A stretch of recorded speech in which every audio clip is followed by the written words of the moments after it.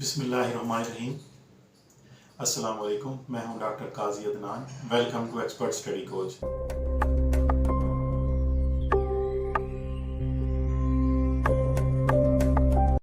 Our next topic is capsules.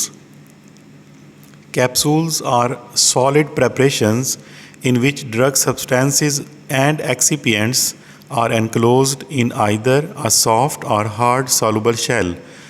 The shell is normally made from gelatin or other suitable polymeric substances. Types of capsules: hard gelatin capsules, immediate release capsules, modified release capsules, enteric coated capsules and soft gelatin capsules. यहाँ पर आपको एक थोड़ी सी बात जो है वो clear करनी होगी कि आपने टैबलेट में पढ़ा है कि उसमें इमीडिएट रिलीज़ कैप्सूल भी होते हैं, मॉडिफाइड रिलीज़ भी होते हैं, टैबलेट होती हैं और एंटेरिक कोटेड टैबलेट भी होती हैं। तो क्या कैप्सूल में भी ऐसे ही है? जी बिल्कुल ऐसे ही है इसमें, लेकिन इसमें जो इसके अंदर सब्सटेंसेस हम फिल करेंगे, ग्रैन्यूल्स और पैलेट्स, तो उनको हम जो है वो मॉडिफाई करेंगे कि या वो इमीडिएट रिलीज़ होंगे या मॉडिफाइड रिलीज़ होंगे या डिलेड रिलीज़ होंगे या एंटेरिक कोटेड, उसको एक ही बात है। अगर हम शेल को चेंज करेंगे तो फिर वो या तो हार्ड जेलेटिन कैप्सूल शेल बनेगा या फिर सॉफ्ट जेलेटिन कैप्सूल बनेगा। Let's see what is the raw material used for the hard gelatin capsule shells. Gelatin चाहिए होगा इसके लिए, प्लास्टिसाइज़र चाहिए होगा, कलरेंट्स चाहिए होंगे, opacifier and the preservatives. So what are the steps involved in the preparation of hard gelatin capsule shells? Preparation of the gelatin solution, जिसके अंदर हम कुछ ऐसी पिन्स जो है वो मेटल की बनी हुई डिप करेंगे जिनके ऊपर पिन के ऊपर कोटिंग हो जाएगी, और वो कोटिंग जो है फिर हम जब सॉलिडिफाई कर लेंगे कूल करने के ऊपर तो उसको रिमूव करेंगे, वही शेल बनेंगे।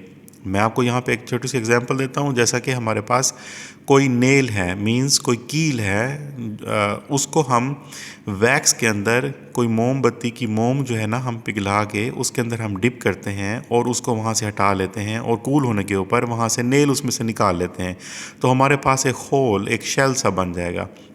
बिल्कुल ऐसे ही हम जो है वो प्रिपेयर करेंगे जेलेटिन का सॉल्यूशन, जिसमें हमने क्या करनी है, वो पिंस डिप करनी है। अब नेक्स्ट स्टेप पे आप देखें, नंबर 2 पे, dip coating the gelatin solution on to the metal pins, जिसको हम मोल्ड कहते हैं। Rotation of the dip coated pins, उनको घुमाएं और उनको ड्राई करें। Drying of the gelatin coated pins, फिर स्ट्रिपिंग और ट्रिमिंग करेंगे, मीन्स उनको उतारेंगे और छोटे छोटे अगर उनके कोन निकले हुए हैं या किसी में प्रॉब्लम है तो उसकी ट्रिमिंग हो जाएगी और वो फाइनलाइज हो जाएगा। Joining of the trimmed capsule shells, means के 2 पार्ट होते हैं कैप्सूल शेल के, आपको मालूम है। हार्ड जेलेटिन कैप्सूल शेल की बात हो रही है कि उसमें हम क्या करेंगे, शेल के जो उसकी बॉडी है और उसकी जो कैप है उनको आपस में ज्वाइन कर देंगे, लेकिन उनको हम लॉक नहीं करेंगे। आपने वो किया होगा कि देखा होगा कि जो कैप्सूल की जो शेल की कैप है, ठीक है ना, उसके अंदर एक छोटा सा लॉक बना होता है, ग्रूव, एक गढ़ा आप कह सकते हैं।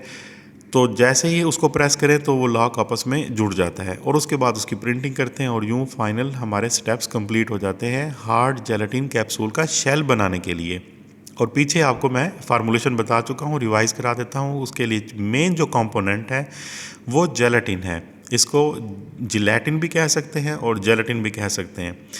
और ये जो है आपको मालूम होना चाहिए कि जेलेटिन जो है वो एनिमल से ऑब्टेन होता है मोस्टली, और जो हलाल जानवर यूज़ करने वाले या मुस्लिम कंट्रीज़ हैं तो वो जो है वो हलाल जानवरों से इसको ऑब्टेन करते हैं, और बाकी जो है उनकी अपनी विश होती है कि दोनों से वो ऑब्टेन करें। तो ये जेलेटिन जो है वो एनिमल की हाइड से यानी कि खाल से और उनकी बोन दोनों से ऑब्टेन होती है। प्लास्टिसाइज़र है ताकि उसकी इलास्टिसिटी बढ़ाई जा सके, कलर आप ऐड कर सकते हैं। ओपेसिफाइंग एजेंट जो होते हैं वो ये होते हैं कि आपने उसको ट्रांसपेरेंट रखना है या उसमें से नज़र ना आए, ठीक है ना। तो अगर नज़र ना आए तो ओपेसिफाइंग एजेंट यूज़ करेंगे, उसमें मोस्टली टाइटेनियम डाइऑक्साइड जो है ना वो यूज़ करेंगे। प्रिजर्वेटिव डिपेंड करता है क्योंकि इसमें यूज़ हो भी सकते हैं और नहीं भी यूज़ हो सकते। तो आगे एक जो है ना वो एग्जांपल में कैप्सूल शेल है, तो मैं वहाँ पर आपको बताऊंगा कि ओपेसिफायर यहाँ पर कैसे काम करता होता है। ये स्लाइड डिस्कस हो चुकी है। नेक्स्ट स्लाइड पर जाते हैं। ये हैं कैप्सूल साइजेस और काफ़ी इंपॉर्टेंट होते हैं। अक्सर वाइवा में जो है ना ये पूछा जाता है कि कैप्सूल के साइज़ के बारे में बताएं। तो 000 से लेकर इनके जो है ना वो 5 तक, यहाँ तक जो है ना इनके साइजेस हैं नंबर में और वॉल्यूम में, और इनका जो है वो मिलीग्राम दोनों में दिया गया है। अगर आप याद रखना चाहते हैं ना तो मैं आज आपको एक ट्रिक बताता हूँ जो कि शायद आपको किसी ने बताया होगा कि नंबर 1 कैप्सूल अगर आप याद करें, ठीक है। नंबर 1 कैप्सूल जो है ना वो मिड में है, और नंबर 5 जो है ना वो लास्ट है, और 000 जो है ना वो लार्जेस्ट है। अब बाकी रह गए दरमियान वाले। जो लार्जेस्ट है उसका जो फिल होता है वो 1000 मिलीग्राम होता है। समझें, इसका साइज़ में जो फिल की कैपेसिटी है वो 1110 मिलीग्राम है।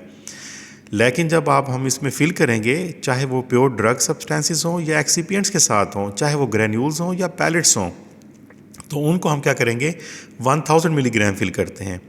और 000 में 750 मिलीग्राम इसमें फिल करेंगे, और सबसे जो छोटा कैप्सूल है उसमें जो है ना वो 100 मिलीग्राम।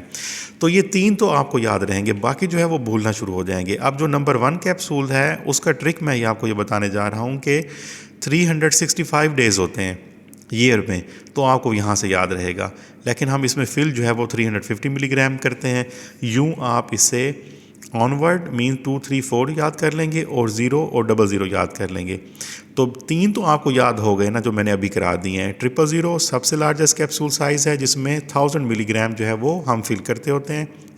सबसे स्मॉलेस्ट नंबर 5 है जिसमें हम 100 मिलीग्राम फिल करते हैं, और नंबर 1 के अंदर हम 350 मिलीग्राम जो है वो फिल करते हैं, लेकिन उसकी कैपेसिटी इतनी होती है। और जो बाकी हैं, जो नंबर 4 है उसकी कैपेसिटी 160 मिलीग्राम है, लेकिन हम उसके अंदर फिल जो है वो करते हैं वो 150 मिलीग्राम करते हैं। तो मोस्ट कॉमनली जो यूज़ होते हैं वो 550 मिलीग्राम का, 500 मिलीग्राम का और 1000 मिलीग्राम का जो है ना ये यूज़ होते हैं। इमीडिएट रिलीज़ कैप्सूल्स हैं, जैसा कि टैबलेट्स होती हैं इमीडिएट रिलीज़, बिल्कुल वैसे ही हैं इमीडिएट रिलीज़ कैप्सूल। डायलुएंट्स हैं, लुब्रिकेंट्स, वेटिंग एजेंट, एक्सिपिएंट्स और इसमें यूज़ होते हैं। मोस्टली डायलुएंट यूज़ होते हैं। यहाँ पर आपको एक बात कंफ्यूज कर सकती है जी, क्या ये लुब्रिकेंट्स और वेटिंग एजेंट कैप्सूल के लिए जो बाहर का शेल है उसके लिए यूज़ होंगे? नहीं, उसके लिए नहीं। जो अंदर मटेरियल आप फिल कर रहे हैं, जो ड्रग सब्सटेंसेस हैं, चाहे वो ग्रेन्यूल्स की फॉर्म में है, पाउडर की फॉर्म में है, क्रिस्टल की फॉर्म में है या पैलेट्स की फॉर्म में है, उनके लिए जब ज़रूरत पड़ेगी तो उसके लिए हम जो है लुब्रिकेंट्स और वेटिंग एजेंट यूज़ करेंगे ताकि उनकी फ़्लो प्रॉपर्टी एनहेंस की जा सके। मॉडिफाइड रिलीज़ कैप्सूल्स, इसमें अब आप देख सकते हैं, मैंने ओपेसिफायर की बात की थी, पहले एग्जांपल देख लेते हैं। इसमें सस्टेन रिलीज़ कैप्सूल अवेलेबल है मार्केट में, उसके अलावा भी हो सकते हैं, कंट्रोल रिलीज़ भी हो सकते हैं।